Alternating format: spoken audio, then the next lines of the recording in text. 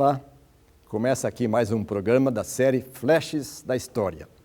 No capítulo anterior, apresentamos os primórdios da escola americana em São Paulo, a partir da primeira classe de alfabetização que funcionou na sala de jantar da família Chamberlain, na rua Visconde de Congonhas do Campo, número 1, na confluência do Bom Retiro com o bairro da Luz.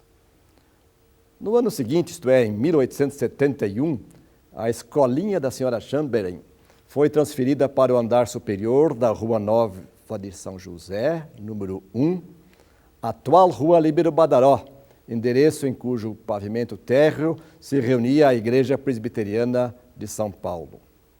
Como vimos, as instalações permitiram a organização formal da nova escola sob os auspícios das missões presbiterianas.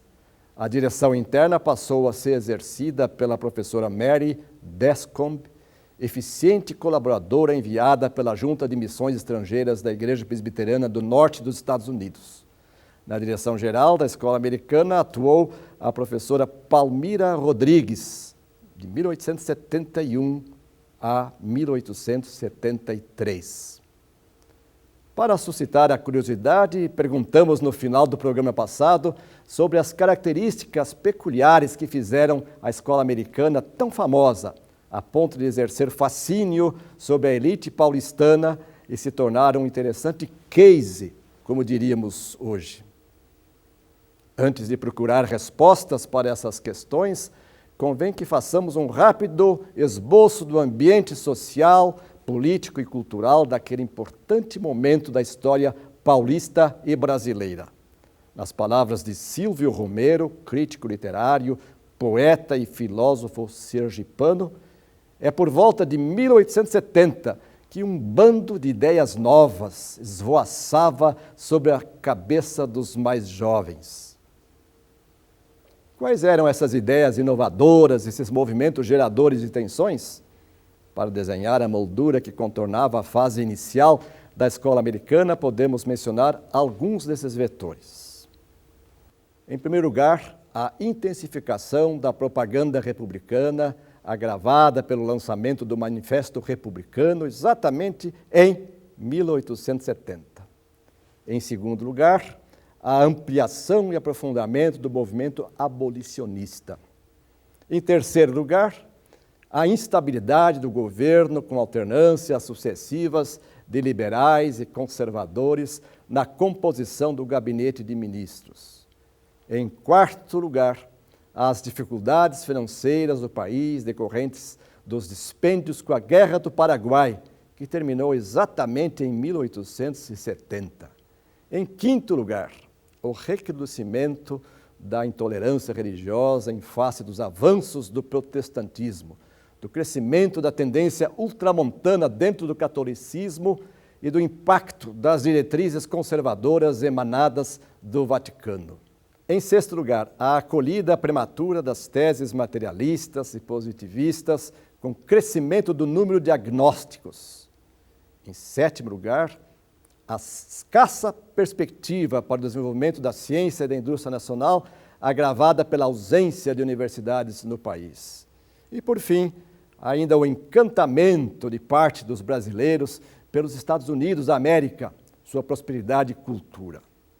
Esses complexos problemas, temas e movimentos foram ganhando densidade naquela época, a ponto de inquietar a sociedade brasileira, que se mostrava cada vez mais exigente e crítica.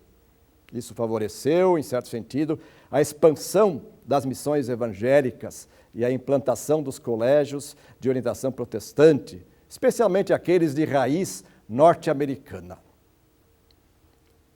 Depois dessa ligeira digressão, voltemos à nossa querida escola americana em São Paulo, ainda recém-organizada. Para conhecê-la melhor, passemos a destacar alguns traços da sua identidade.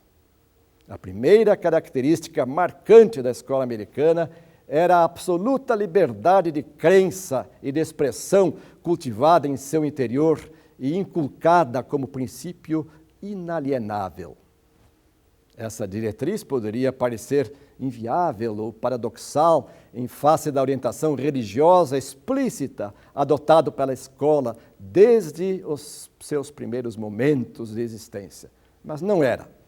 Cabe dizer que a tradição cristã reformada, de orientação calvinista, sempre prezou os princípios da individualidade, da consciência e da liberdade de pensamento, estimulando na formação do caráter a importância das escolhas e decisões à luz da racionalidade, mas levando em conta o conhecimento das escrituras sagradas, capazes de libertar a mente da sua ignorância espiritual, dos seus preconceitos equivocados e, sobretudo, iluminar os caminhos da vida com os melhores ensinos, as verdades mais sublimes e os valores mais permanentes.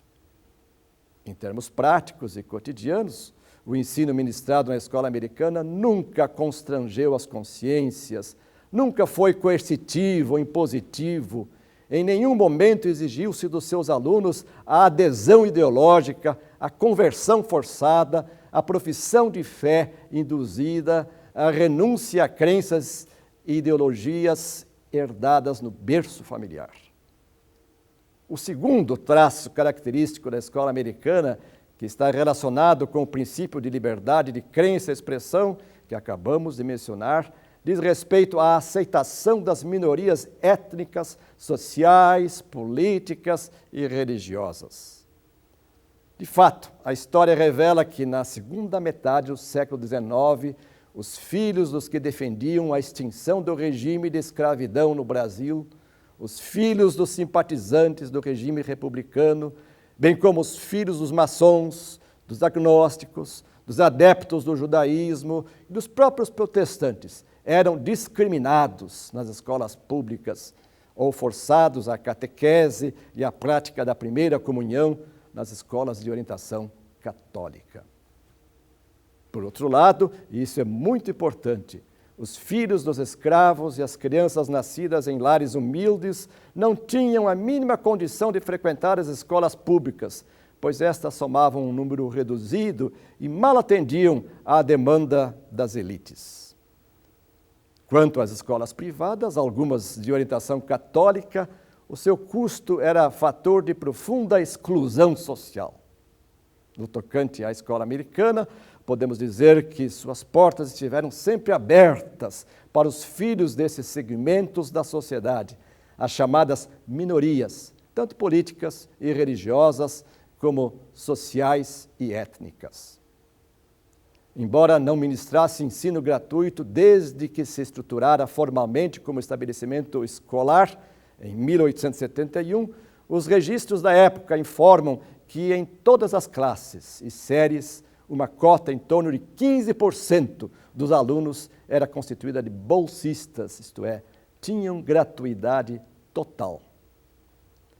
Essa vocação filantrópica estava na índole da escola americana, que procurava colocar em prática o ideal dos seus fundadores, especialmente do reverendo Chamberlain, de prestar um serviço de natureza social que promovesse pela prática os princípios inclusivos do Evangelho.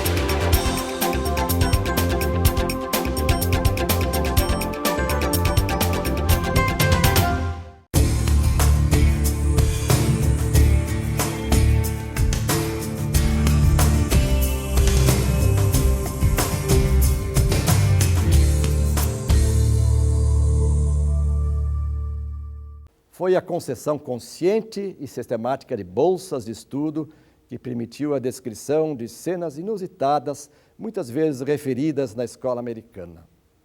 Por exemplo, em carteiras escolares duplas, sentavam-se lado a lado o filho de um barão do café e o filho do seu cocheiro, que hoje chamaríamos de motorista particular, Em outras carteiras sentavam-se lado a lado a filha de uma dama da sociedade paulistana e a filha da sua escrava preferida. Segundo as palavras da historiadora de educação Maria Lúcia Hilsdorf, as escolas protestantes daquela época, no caso da cidade de São Paulo, somente a escola americana, eram diferentes da maioria dos estabelecimentos paulistas, quer públicos, quer particulares, por atender às necessidades de instrução de minorias, defender os ideais liberais e democráticos e enfatizar a importância da ciência para a educação nacional. Por meio desse depoimento de uma notável pesquisadora da Universidade de São Paulo, podemos ver, mais uma vez, que as marcas distintivas da escola americana em São Paulo eram nitidamente salientes e relevantes, para não dizer que eram absolutamente inéditas nesse contexto histórico e geográfico. Na sequência da apresentação das peculiaridades que marcaram a escola americana desde as suas origens, devemos mencionar dois eixos importantíssimos, ou duas vertentes, que nortearam os rumos da instituição nascida no ambiente das missões presbiterianas em São Paulo. Trata-se de apresentar e discutir o conjunto das estratégias pedagógicas que receberam a moldura da chamada pedagogia americana e, por outro lado, aprofundar a análise daquilo que hoje chamamos de confessionalidade. Mais do que isso, pretendemos identificar as influências e as escolas que contribuíram para a formação desse arcabouço didático e pedagógico tão marcante, que passa por Lutero, Calvino, Comênius, Pestalozzi, Herbart, Froebel, William James e John Dewey. Isso é o que veremos em nossos próximos programas Flashes da História. Não perca! Se quiser entrar em contato conosco, escreva para flashesdahistoria@mackenzie.br. Até lá!